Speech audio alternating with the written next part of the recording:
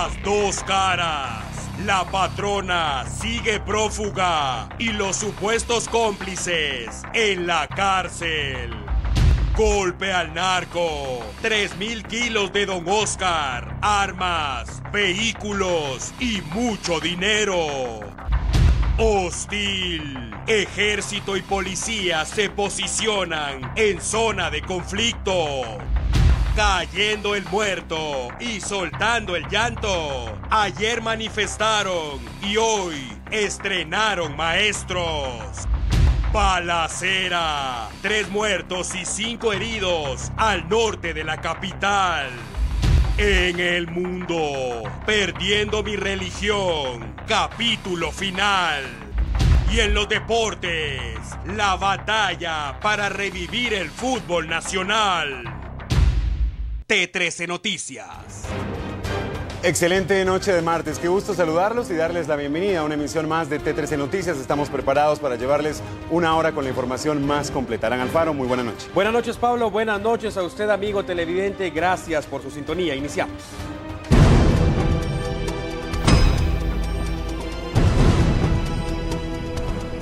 Bien, hablamos entonces de los supuestos cómplices de alias La Patrona. Los papeles se cambiaron en las últimas horas. Ella sigue gozando de su libertad, mientras los encargados de su resguardo en el interior de la cárcel ahora se convirtieron en reos.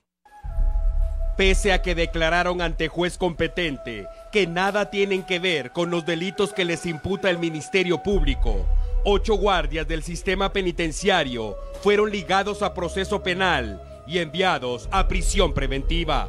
El juzgador encontró suficientes razones para pensar que los señalados pudieron haber sido cómplices de La Patrona y colaboraron para que la doña se fugara de Mariscal Zavala. Marixa Lemus se convirtió en la más buscada del país de la noche a la mañana y pese a las acciones que se ejecutan, sigue de vacaciones y no hay rastro sobre su paradero. La policía ofrece 100,000 quetzales para quien otorgue información que permita su recaptura, pero definitivamente eso no es fácil.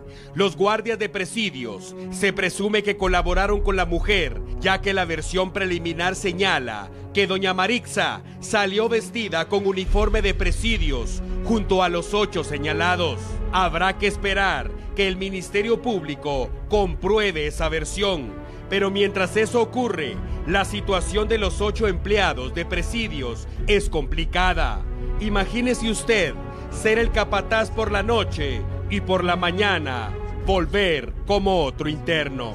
Mientras tanto, La Patrona sigue prófuga, quizá escondida, tal vez ya no está en Guatemala.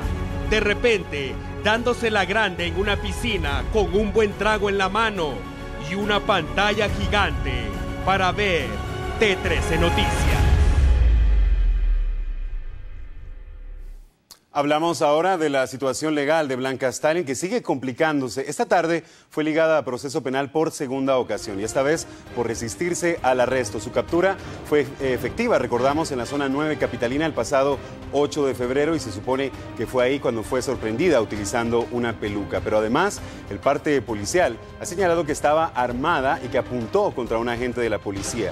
Con este segundo proceso se complica aún más la posibilidad de que abandone la cárcel tras el pago de una caución económica.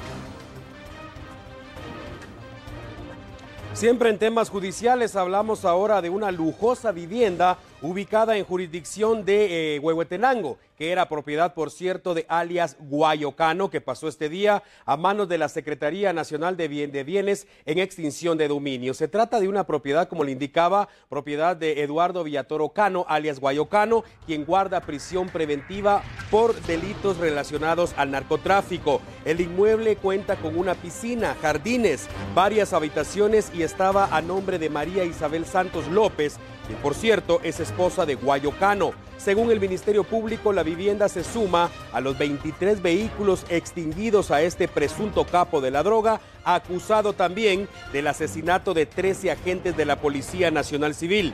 La matanza ocurrió en el año 2013 en Salcajá, Quetzaltenango. Hablamos ahora de la lucha contra el narcotráfico que sigue mostrando resultados positivos en nuestro país. Prueba de ello han sido las importantes incautaciones reportadas en los primeros 5 meses del 2017.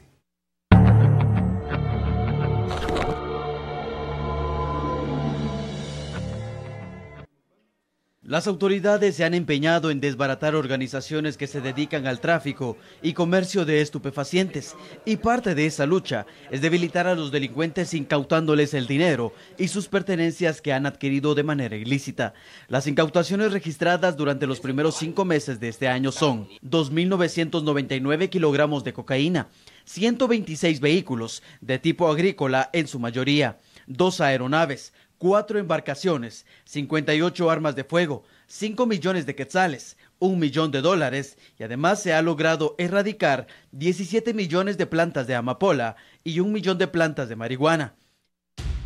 Todo lo que es incautado en tema de narcotráfico inicialmente se pone a disposición del Ministerio Público para posteriormente en el tema de los inmuebles pasar por un proceso de extinción de dominio y que ya sea este juzgado que conoce esta ley que se haga la repartición oportuna y adecuada de los bienes que son insumos del narcotráfico. Sin embargo, en cuanto a la droga que es incautada, es trasladada bajo orden judicial hacia las bodegas de la SGAIA en la zona 6, en donde se cuenta con el equipo especializado para la destrucción de esta droga a través de una supervisión de un juez competente. En 2016, las autoridades decomisaron más de 12.427 kilos de cocaína, valorados en más de 1.276.793.508 quetzales. El golpe al narco ese año fue importante y no se descarta que este 2017 se obtengan resultados similares. Las autoridades de Guatemala y Belice continúan las conversaciones para alcanzar acuerdos que permitan una solución respecto a la línea de adyacencia. Y ninguno de los dos países podemos, bajo ningún punto de vista, decirle no a la única corte en el universo que nos va a dirimir este diferendo territorial, insular y marítimo. No podemos quedarnos sin dirimir este diferendo, no podemos quedarnos con una línea de adyacencia. La línea de adyacencia no es frontera, por lo tanto no hay otra opción. Tenemos que ir necesariamente a la corte. Para evitar conflictos locales, Cancillería junto a las carteras de la Defensa y Agricultura impulsan proyectos de cultivo, crianza de tilapia y gallinas en 10 comunidades aledañas a la zona de adyacencia. Se proyecta llegar a otras 26. Desde 1999 hemos tenido tristemente la muerte de 10 campesinos guatemaltecos a manos del ejército de Belice. Las condiciones en que estos guatemaltecos han fallecido son las mismas, han fallecido por tiros por la espalda, la gran mayoría, escapando obviamente de los soldados beliceños. Lo que desde el Ministerio de Relaciones Exteriores venimos haciendo desde el año 2010, a través de la entonces Comisión de Belice y ahora Unidad de Soberanía y Dominio, es la creación de proyectos de desarrollo en las comunidades que están en la vecindad de la línea de adyacencia. Hay 36 comunidades en la vecindad de la línea de adyacencia, no 70, son 36. Y el patrón, el común denominador en estas comunidades, pues por supuesto es pobreza, por supuesto es falta de presencia del Estado, no hay centros de salud, no hay escuelas, no hay luz, no hay caminos, y no las hay por una razón. El 70% de estas comunidades están alojadas en áreas protegidas. Hay una comunidad en particular que queda muy cerca de Monte de los Olivos que se llama La Blanca. El 80% de la población de este lugar se mete a buscar oro en ríos, se mete a hacer actividades incluso de tala ilícita en áreas protegidas y pues obviamente tenemos que ayudar a esta comunidad que es muy urgente para seguir evitando cualquier tipo de incidentes. La comunidad internacional está interesada en apoyar a Guatemala en el desarrollo de la consulta popular, la cual se podría realizar a finales de este año.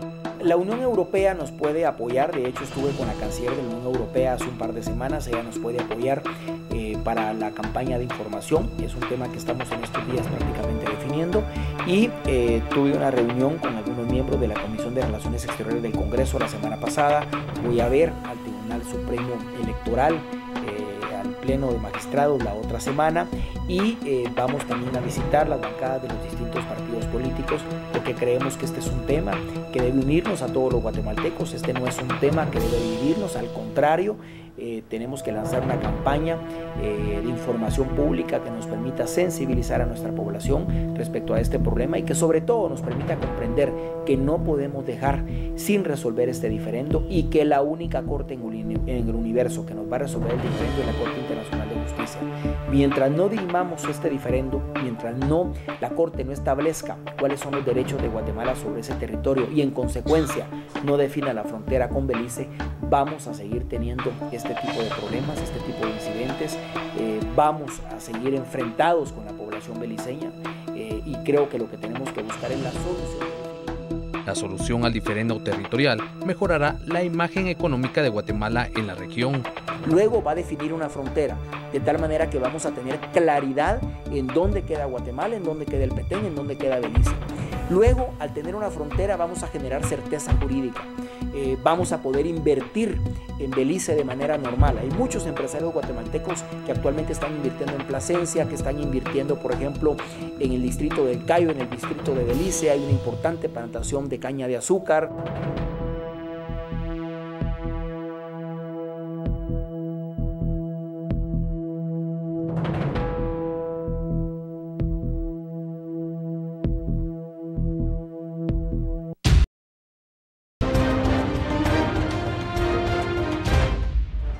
Regresamos y lo hacemos con otro de nuestros titulares. Mucha atención porque hablamos de una protesta estudiantil que ofreció resultados positivos en menos de 24 horas.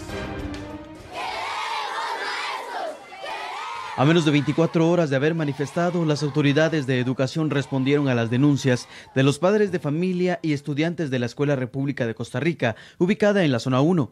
Ayer exigieron 2 maestros para primero y tercero primaria, y hoy el claustro amaneció completo.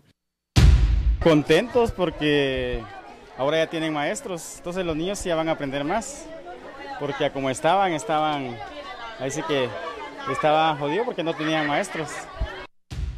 Él se ponía a llorar todos los días porque decían, hoy no hay clases, no mijo, pero ya, y gracias a Dios que ya tenemos una respuesta. Ahora el objetivo es que los pequeños se pongan al día y entiendan que los días de peluche se acabaron. Bueno, sin embargo, el ambiente es distinto en otro establecimiento de la capital guatemalteca. En este caso, los estudiantes, encima de no tener maestros, deben soportar la falta de mobiliario. El problema que enfrenta la escuela Félix Hernández Andrino, ubicada en la colonia Guajito, zona 21, es preocupante, debido a que han pasado más de 4 meses desde que inició el ciclo escolar y los estudiantes no tienen maestros ni mobiliario adecuado. El establecimiento cuenta con 21 secciones del nivel primario, pero en 3 aulas no hay instructores. La directora realiza doble trabajo, ya que atiende además a los niños de tercer grado. La realidad es que les perjudica al alumnado en aquello de que no podemos atenderlos como ellos se merecen. Definitivamente nos vamos acoplando a la cantidad de alumnos y hay veces que en lugar de sacar calidad sacamos cantidades, ¿verdad? En cada aula hay en promedio 35 estudiantes y los niños de cuarto y quinto primaria que no tienen maestros han sido distribuidos en otras secciones. El esfuerzo que hacemos al estar calificando nos lleva mucho tiempo, en lo que calificamos ellos pierden la atención porque tenemos que estar copiando, estar revisando de tantas áreas que vamos y es muy cansado y ellos salen perjudicados especialmente porque no logramos abarcar todo. La situación se agrava con la falta de escritorios. Los estudiantes tienen que madrugar para poder conseguir una silla donde sentarse. De lo contrario, reciben sus clases en el suelo. La directora indicó que ya realizaron las gestiones correspondientes al Ministerio Público desde hace meses, pero que sus peticiones siguen sin respuesta.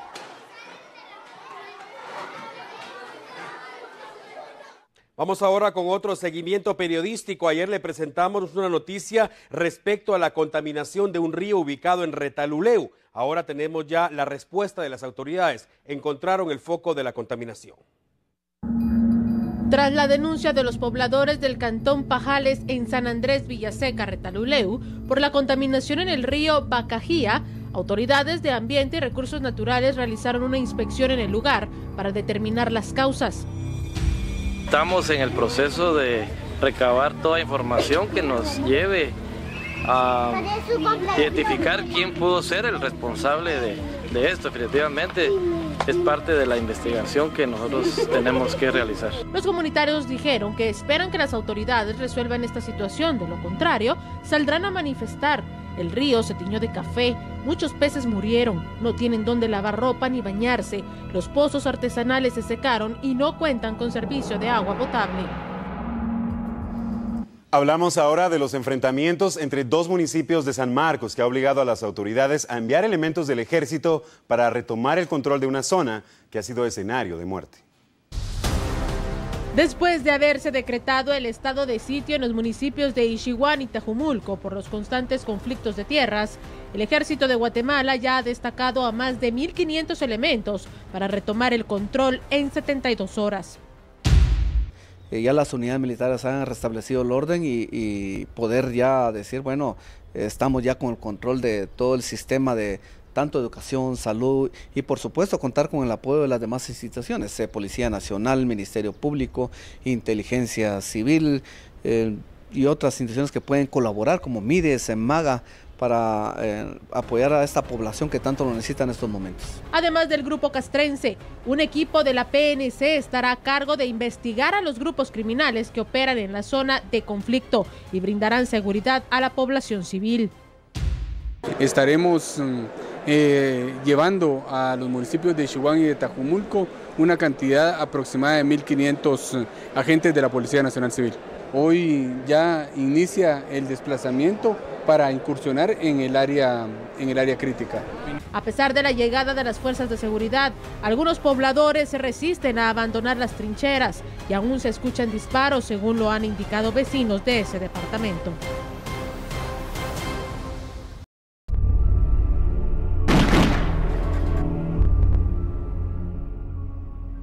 Gracias por continuar en sintonía de T13 Noticias. Ampliamos otro de nuestros titulares. Se trata de una balacera ocurrida al norte de la capital guatemalteca. 3 personas murieron y otras 5 resultaron heridas, producto de una balacera que se registró al norte de la ciudad capital. Según algunos testigos, un grupo de sicarios llegó a disparar contra las 3 víctimas que se encontraban en un taller de mecánica ubicado en la 11 calle 3-90, Colonia El Paraíso 2, zona 18. Los supuestos sicarios fueron retenidos y vapuleados por los vecinos de la zona. Los socorristas del Casco Negro los trasladaron a la emergencia del Hospital General San Juan de Dios con custodia policial. 2 de las víctimas fueron identificadas como Evaristo Raimundo Paz, de 70 años, y Jeremy Humberto Canil, de 22. La tercera falleció al ingresar a la emergencia del centro asistencial, a donde fue trasladado.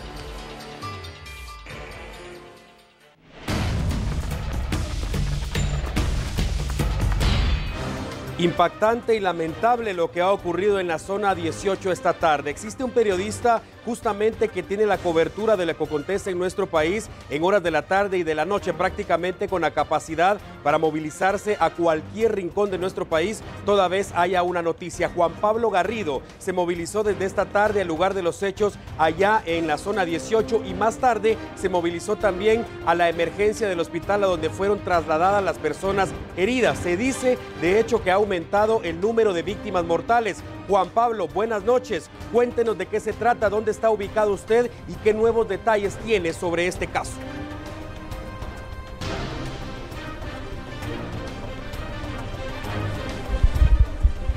Así es, Alan, gracias, buenas noches. Efectivamente, nosotros nos encontramos en el ingreso de la emergencia del Hospital General San Juan de Dios en la zona 1 capitalina.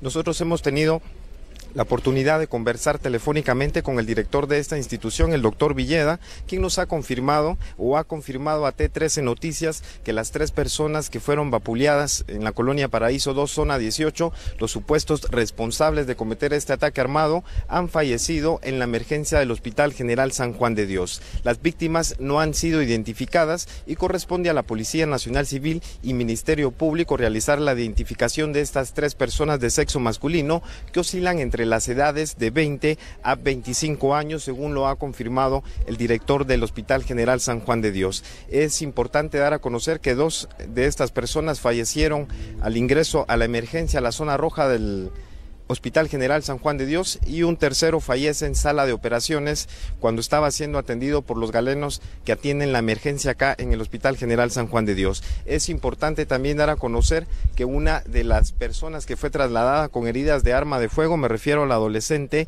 Areli Dayana de Paz, de 15 años, en estos momentos se encuentra en sala de operaciones donde está siendo intervenida quirúrgicamente por los galenos de este hospital con la finalidad de poderle salvar la vida luego de este ataque armado que se suscita en la colonia Paraíso 2, específicamente en la 11 calle 30-90 de la zona 18. Alan, es la actualización que podemos dar a conocer en relación a esta balacera que se suscita al norte de la ciudad capital, la cual lamentablemente ha cobrado ya la vida de 6 personas.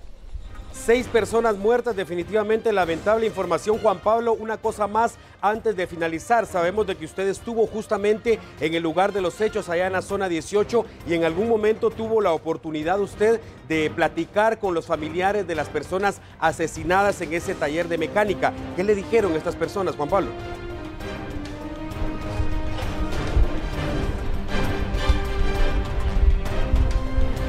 Alan, es importante mencionar que tuvimos la oportunidad de entrevistar a la progenitora de una de las víctimas mortales, específicamente de una persona de 22 años, quien deja a una menor en la orfandad, e indicó de que ellos tenían aproximadamente, el señor, el dueño de este taller, la persona de 70 años, más de 40 años de residir en este sector de la ciudad capital, y desconocen las causas que originaron el ataque armado, el cual lamentablemente cobra la vida de 6 personas. También es importante mencionar que detrás de cámara pudimos hablar con las personas que residen en este sector y solicitan más presencia de la Policía Nacional Civil. Un dato que llama mucho la atención es que aproximadamente a 700 metros de donde ocurre esta balacera se encuentra un destacamento del Ejército de Guatemala, y es lo que llama mucho la atención, habiendo una comisaría de la Policía Nacional Civil, elementos castrenses en este sector, se suscita esta balacera que lamentablemente cobra la vida de 6 guatemaltecos.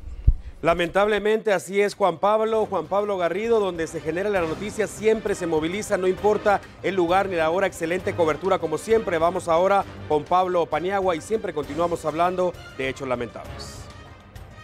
Así es, Alan, hablamos ahora de otro atentado armado. Esta vez nos ubicamos en Huehuetenango y dejó 2 niños y una mujer heridos de bala.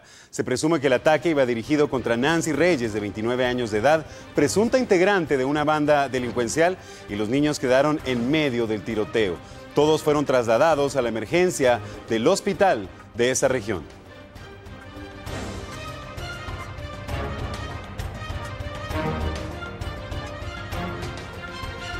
Del Maldana, la fiscal general del Ministerio Público, rindió el informe de otro año de labores. A esta presentación de informe asistieron los presidentes de los 3 poderes del Estado y otros funcionarios públicos. La fiscal brindó detalles de los casos más relevantes que ha investigado el Ministerio Público durante el tercer periodo de gestión.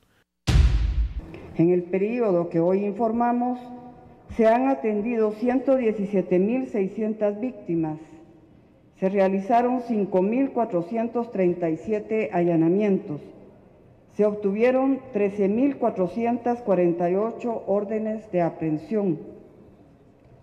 Continuando con la persecución penal estratégica, se desarticularon 48 estructuras criminales y a través de la Unidad de Métodos Especiales del Ministerio Público se salvaron 655 víctimas, coordinando con el Ministerio de Gobernación. Se recibieron en este periodo 396.073 denuncias. Los operativos contra el crimen organizado y narcotráfico permitieron decomisar más de 2 millones de quetzales que pasaron a manos del Estado. La fiscal también reconoció que existen retos que superar en lo que queda de su gestión. El presidente Jimmy Morales se refirió al apoyo que ha recibido el Ministerio Público por parte del organismo ejecutivo. En nuestra Constitución Política de la República se asigna un 3% para el deporte y no menos de un 2% para la justicia.